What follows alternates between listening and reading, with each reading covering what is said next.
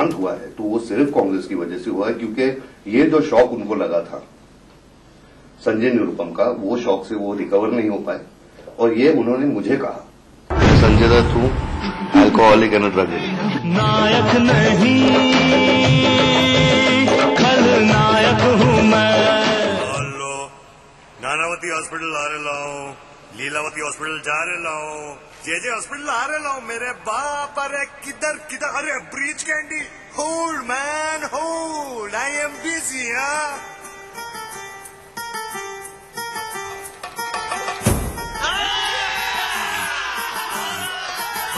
एक नायक की फिल्मी जिंदगी की ये है दो तस्वीरें, एक बुरा और दूसरा अच्छा।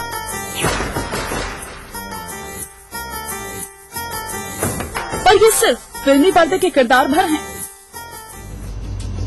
असल जिंदगी की सच्चाई आज संजय दत्त के सामने आ चुकी है। 29 जुलाई 1959 को सुनील दत्त और नरगिस के घर में संजय बलराज दत्त का आगमन हुआ। फिल्मी माहौल में बड़ा हुआ संजय सिर्फ 13 साल की उम्र में पापा संग रेशमा और शेरा फिल्म में काम करके ये जता चुका था कि वो बॉलीवुड में बड़ा नाम करने को तैयार है। लेकिन सही मायनों में दत्त का ये मुन्ना पूरी जिंदगी के लिए प्रॉब्लम चाइल्ड ही बन गया। संजय की 53 साल की जिंदगी उस फिल्मी स्क्रिप्ट की तरह है जिसमें बिगड़े हुए रईसजादे का ठोकर खाकर संभलना और बार बार अपने को संकटों के बीच फंसे पाना है। वो पीरियड भी बहुत स्ट्रेसफुल पीरियड रहा है पूरी फैमिली के लिए, क्योंकि कैंसर में जब मरीज होता है तो वो किस तरह से वो आस्ते आस्ते खत्म हो जाता है, तो वो देखने के लिए भी बहुत स्ट्रेस था। संजय दत्त की पूरी जिंदगी एक तरह से संकट से ही भरी हुई रही। कभी संजय ने दुश्वारी को खुद दावत दी तो कभी किस्मत ने उनको मुश्किल में डाला। फिर चाहे नशे की आदत हो, हथियार रखने में 16 महीने की सजा काटना हो या शादीशुदा जिंदगी में लगातार आए उतार चढ़ाव। 1981 में रॉकी फिल्म से बॉलीवुड का सफर शुरू करने वाले संजय पर सबसे पहले उसी साल दुखों का पहाड़ टूटा जब उनकी मां नरगिस का निधन हो गया। कहते हैं संजय दत्त उस समय बुरी तरह से टूट गए और बाद में गलत संगत और कामयाबी के नशे में उन्हें ड्रग्स की लत लग गई।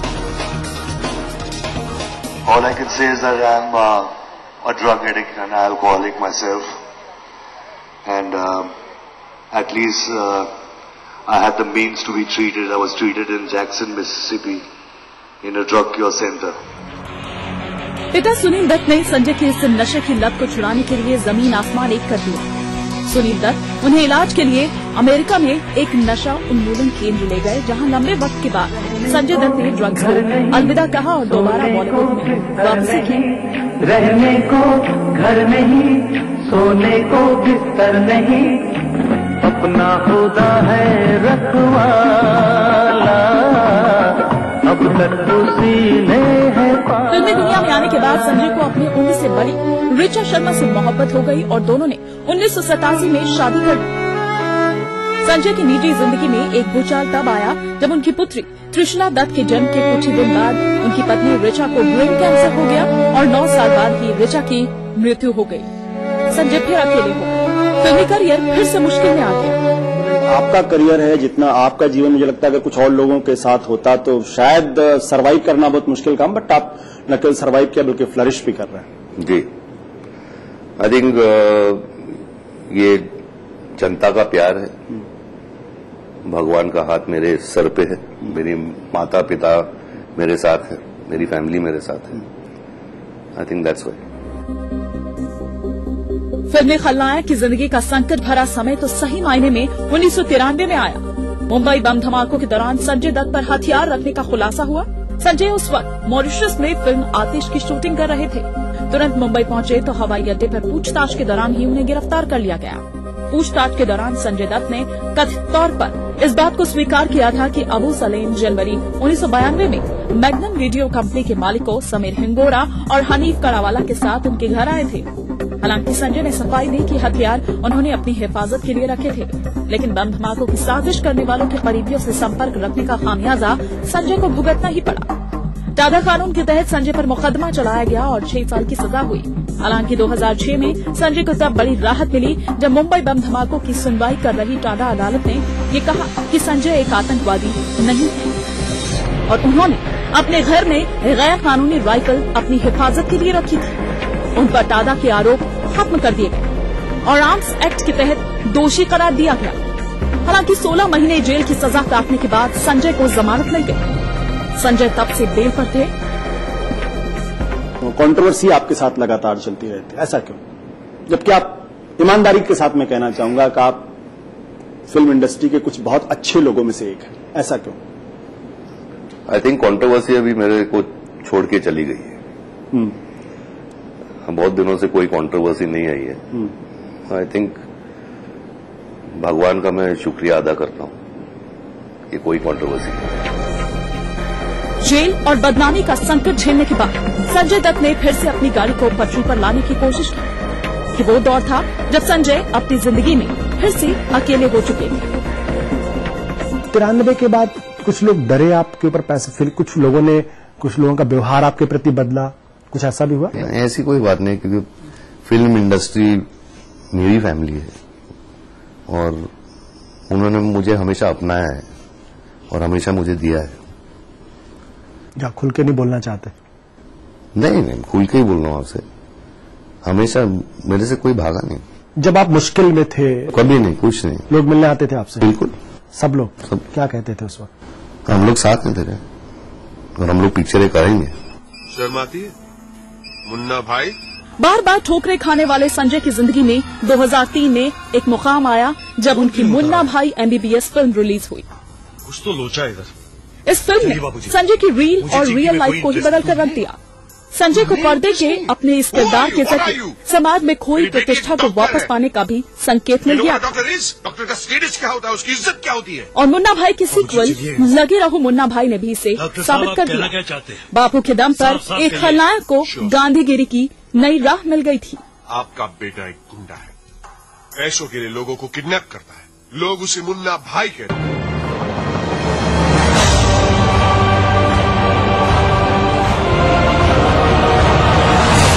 मुझे मारा गया ये कहकर कि तेरी मां मुसलमान है, तू मुसलमान का बच्चा है, मुझे मारा गया, ये सच है। और अगर सच बोलने पे FIR दर्ज हो सकता है, मैं सच बोलूंगा भैया, डरूंगा नहीं। कभी आपको कुछ रिग्रेट हुआ फिल्मी करियर में भी, कोई चीज जो आपसे गलत हुई? नहीं। जो कोर्ट केसेस इतने आपके खिलाफ चले, जेल जाना पड़ा? देखिए, रिग्रेट से कुछ नहीं होता। 93 के बाद कुछ लोग डरे आपके ऊपर पैसे, फिर कुछ लोगों का व्यवहार आपके प्रति बदला? ऐसी कोई बात नहीं, क्योंकि फिल्म इंडस्ट्री मेरी फॅमिली आहे. ये 56 अति संवारक शस्त्र संजय दत्त स्वतः जो ठेवतो हा मोठाचा गुन्हा आहे.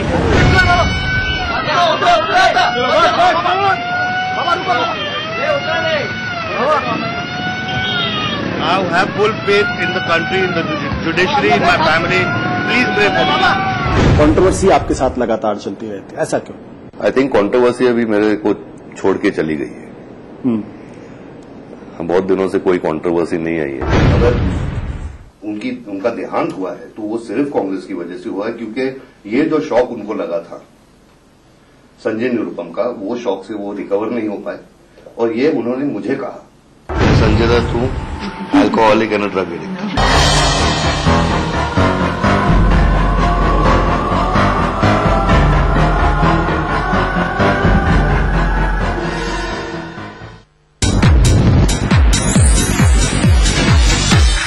आवारा हूँ या गर्दिश में हूँ, आसमान का तारा हूँ.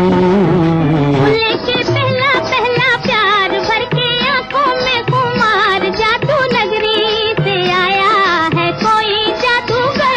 ये रातें, ये मौसम, नदी का किनारा, ये चंचल हवा. कहा दो दिलों ने कि मिलकर कभी हम न होंगे जुदा. भूले बिस्ट्री की देखना ना भूले. राजनीति की बिसात जहां सजती है रोज, हजार कठिनाई में भी जो हंसता है रोज, बार बार बिखर के भी जो संभलता है रोज. कहने सुनाने के साथ जो सुनता है रोज, अपना यूपी। देखिए इस समय पर। इस न्यूज के सह प्रायोजक हैं कुबेर मसाला, स्वादिष्ट जीवन चाहे हर मन। महारानी, आपकी अपनी चाय। ओमी मोबाइल फोन। नमस्कार, हाजिर हूँ मैं प्रवीण दत्ता, लिए आपका फेवरेट क्राइम शो दास्तान-ए-जुर्म। जब हैवानियत के तूफान में करह उठे इंसानियत, जब जुर्म के सन्नाटे में गूंजने लगे मजलूमों की सिसकियां,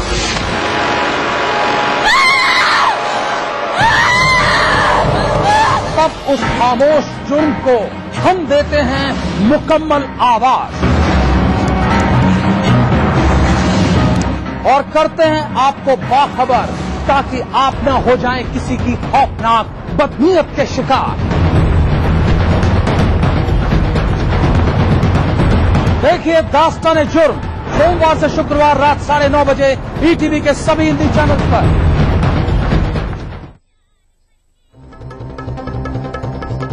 दुनिया की तमाम बड़ी खबरें, चाहे वो सियासत से जुड़ी हों या फिर अर्थव्यवस्था से, ग्लैमर की दुनिया हो या फिर विज्ञान जगत का हाल, दुनिया भर की खबरों से हम आपको रखेंगे अप टू डेट अपने प्रोग्राम दुनिया अपडेट में। तो देखना न भूलिए दुनिया अपडेट रविवार शाम 6 बजे ईटीवी के सभी हिंदी चैनलों पर। कैसी भी हो समस्या, यदा मुस्तरी करकटे या कमाने, यदा चश्मखोरा न मानसे सड़ान से, तदा ज्योतिषी क्या पढ़ेगा लिखेगा, हुआ बालका बादशाही करेगा। कोई भी हो जिज्ञासा, हस्ताक्षर पहचान होती है व्यक्तित्व के अंतरंग ऊर्जा का, बाहरी प्रमाण से कुछ लेना देना नहीं होता। पाइए अपनी सभी समस्याओं का समाधान ग्रह, नक्षत्र और आप में। अपना प्रश्न रजिस्टर कराने के लिए डायल करें 186-142-444-5517 या फिर हमें SMS करें 562635 पर।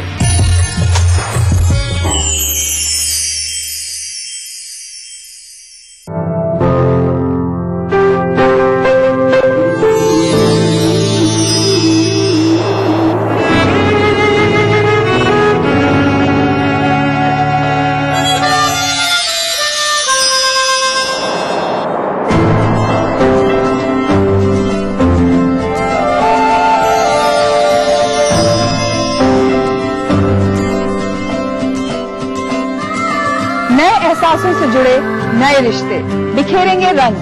जिंदगी लाइव सीजन 5 हर रविवार शाम 5 बजे ईटीवी के सभी हिंदी चैनल्स पर। आम खबरों से अलग ऐसी खबर, दमदार है जिसका वजूद, जिसमें हैसियत है लोगों पर बड़े पैमाने में असर करने की, वही खबर है विशेष।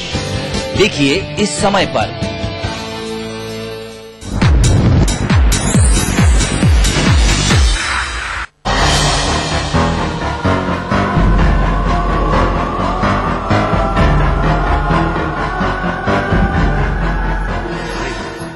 बाबूजी की भी याद आ रही है क्या? वो बाबूजी दिखाई दे रहे हैं। क्या बात कर रहे हैं? उधर उधर। 2006 के बाद संजय दत्त ने कॉमेडी पर सबसे ज्यादा ध्यान दिया। बुरे किरदारों से लगभग तौबा की और कई फिल्मों में पुलिसिया वर्दी पहनकर अपनी छवि को साफ सुथरा रखने की कोशिश की। 10 साल तक तू झूठ बोलता रहा, उस वक्त तेरी आंख में शर्म नहीं आई? 2008 में संजय ने तीसरी शादी की और वो भी बड़े ही नाटकीय अंदाज में। 2 साल तक अपने लव अफेयर को छिपाए संजय दत्त ने मान्यता से मुंबई के एक अपार्टमेंट में शादी रचाई, लेकिन शादी पर भी विवाद हुआ। मेराज नाम के एक शख्स ने ये दावा किया कि मान्यता से उसका निकाह पहले ही हो चुका है और संजय मान्यता की शादी गैर कानूनी है। एक बार फिर संजय दत्त कानूनी पचड़े में पड़ गए। 8 महीने तक कोर्ट में मामला चला और आखिरकार संजय दत्त के हक में ही फैसला आया। भाभी ने क्या बोला, उनके क्या रिएक्शन थे? जाना जरूरी हुआ था। बहुत खुश थी, बहुत ही खुश थी और बस दुआएं काम आई हैं सबकी और उनकी तरफ से she wants to just thank everybody. शादी का विवाद तो थम गया, लेकिन एक बार फिर राजनीति की वजह से संजय दत्त सुर्खियों में आ गए। बहन प्रिया दत्त ने संजय की मर्जी के खिलाफ कांग्रेस पार्टी ज्वाइन कर ली तो परिवार में दरार खुलकर सामने आ गई। अगर मैं प्रिया के जगह पे होता तो मैं रिजाइन कर देता कांग्रेस से, क्योंकि प्रिया को भी पता है कि किस किस्म का दुख मेरे पिता को पहुंचा संजय निरुपम की वजह से। खुद अमर सिंह के कहने पर राजनीति में आए। 2009 में समाजवादी पार्टी ज्वाइन कर ली, लेकिन यहाँ भी संजय दत्त का साथ विवादों ने नहीं छोड़ा। ऊपर से कोर्ट की सख्ती अलग। संजय दत्त को लखनऊ में चुनाव लड़ने की इजाजत नहीं दी गई और संजय दत्त ने आखिरकार राजनीति से तौबा कर दी।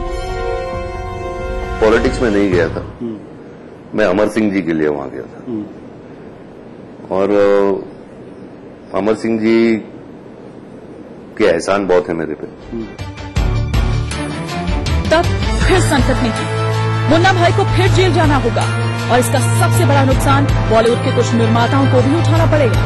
संजय की 5 में से 3 फिल्में बन रही है और उनके बड़े नुकसान से निर्माताओं को मुश्किल होने वाली है।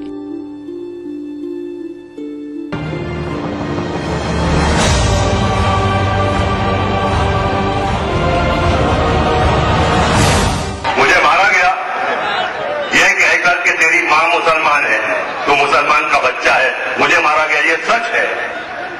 और अगर सच बोलने पे FIR दर्ज हो सकता है, मैं सच बोलूंगा भैया, डरूंगा नहीं। कभी आपको कुछ रिग्रेट हुआ फिल्मी करियर में भी, कोई चीज जो आपसे गलत हुई? नहीं जो कोर्ट केसेस इतने आपके खिलाफ चले, जेल जाना पड़ा? देखिए, रिग्रेट से कुछ नहीं होता। 93 के बाद कुछ लोग डरे आपके ऊपर पैसे, फिर कुछ लोगों का व्यवहार आपके प्रति बदला? ऐसी कोई बात नहीं, क्योंकि फिल्म इंडस्ट्री मेरी फॅमिली आहे. ये 56 अति संवादक शस्त्र संजय दत्त स्वतः जो ठेवतो हा मोठा गुन्हा आहे.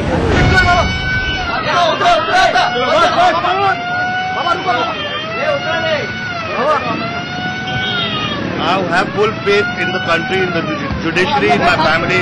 Please pray for me. Controversy आपके साथ लगातार चलती रहती है, ऐसा क्यों? आई थिंक कंट्रोवर्सी अभी मेरे को छोड़ के चली गई है. बहुत दिनों से कोई कंट्रोवर्सी नहीं आई है. अगर उनका देहांत हुआ है तो वो सिर्फ कांग्रेस की वजह से हुआ है, क्योंकि ये जो शौक उनको लगा था संजय निरुपम का, वो शौक से वो रिकवर नहीं हो पाए. और ये उन्होंने मुझे कहा, मैं संजय दत्त हूं, अल्कोहलिक एंड ड्रग एडिक्ट.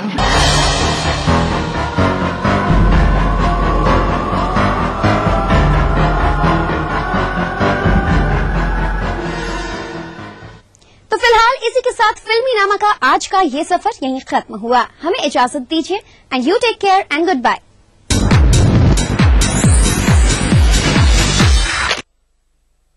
तमाम रोशनी के बीच जिसने पल के नहीं झपका, जो लगातार चला रेड कारपेट पर बिना विश्वास डगमगाए, जिसकी शोहरत ने छुआ बुलंदियों को पूरे हफ्ते. मैं पराग छापेकर उस कार को लाऊंगा आप तक. दिल से हर रविवार दोपहर 3:30 बजे. कैसी भी हो समस्या, यदा मुस्तरी करकटे या कमाने, यदा चश्मखोरा न मानसे सणांसे, तदा ज्योतिषी क्या पढ़ेगा लिखेगा, हुआ बालका बादशाही करेगा. कोई भी हो जिज्ञासा, हस्ताक्षर पहचान होती है व्यक्तित्व के अंतरंग ऊर्जा का. बाहरी प्रमाण से कुछ लेना देना नहीं होता. पाइए अपनी सभी समस्याओं का समाधान ग्रह नक्षत्र और आपने. अपना प्रश्न रजिस्टर कराने के लिए डायल करें 186-142-444-5517 या फिर हमें SMS करें 562635 पर.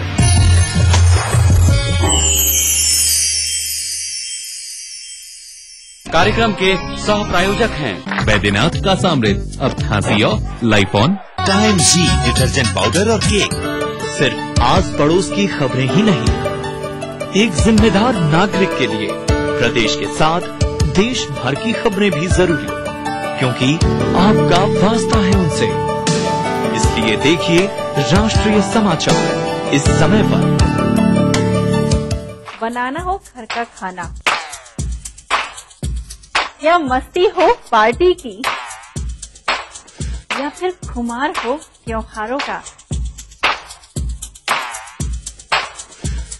आपकी हर खुशी में शुमार है स्वाद रसोई से का। नारी के अस्तित्व की खूबसूरत पहचान रसोई से दोपहर 2:30 बजे कार्यक्रम के सह प्रायोजक हैं टाइम जी डिटर्जेंट पाउडर और केक। राजनीति की बिसात जहां सजती है रोज, हजार कठिनाई में भी जो हंसता है रोज, बार बार बिखर के भी जो संभलता है रोज, कहने सुनाने के साथ जो सुनता है रोज।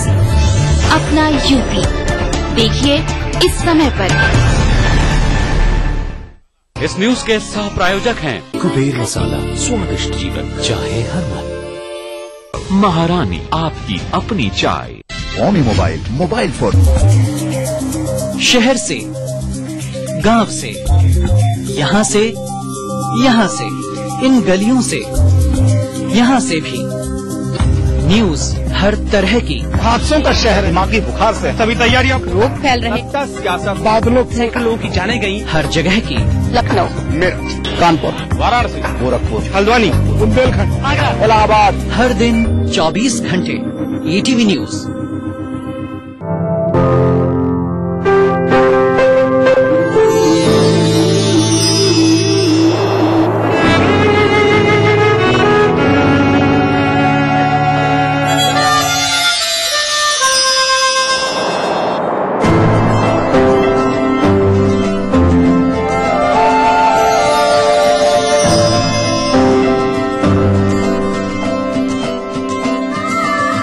एहसासों से जुड़े नए रिश्ते बिखेरेंगे रंग।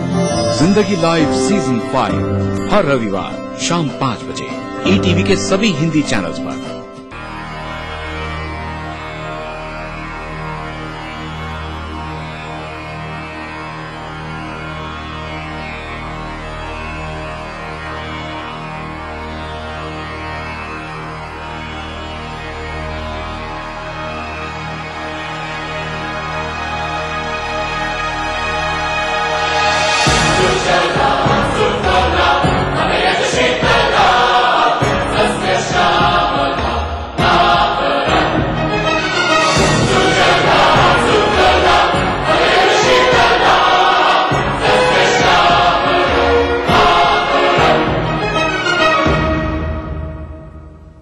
वंदे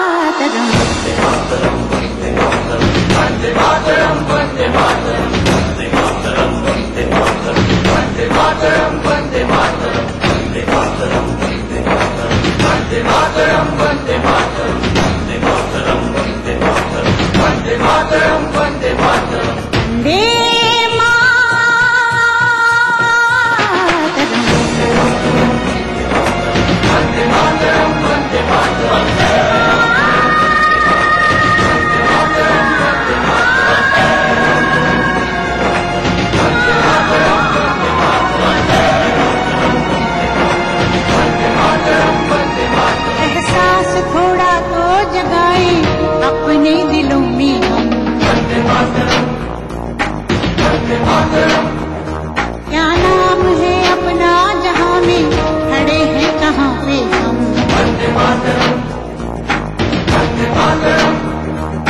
है हमें जाना कहाँ, चले हैं कहाँ पे हम। हमसे पूछे है ये मांगे वतन।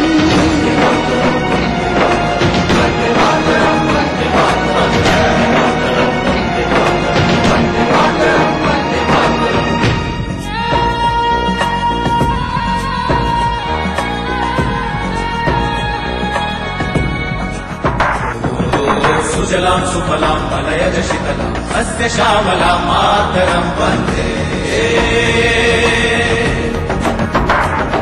जाना है तारों से आगे अपना रुकेंगे हम। वन्दे मातरम, वन्दे मातरम। ओ एक नई सुबह जगाई सारे जहां पे हिम्मत करे आगे बढ़े हम नए रास्तों पे हम।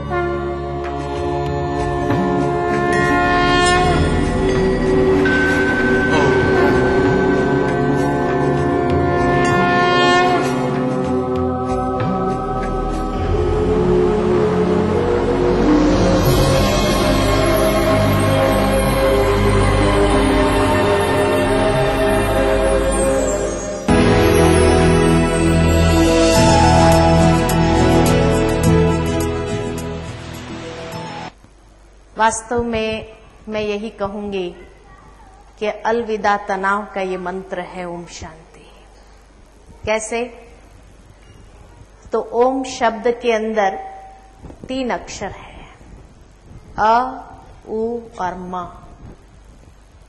अ का मतलब है आचरण, उ का मतलब है उच्चारण और म का मतलब है मन के विचार।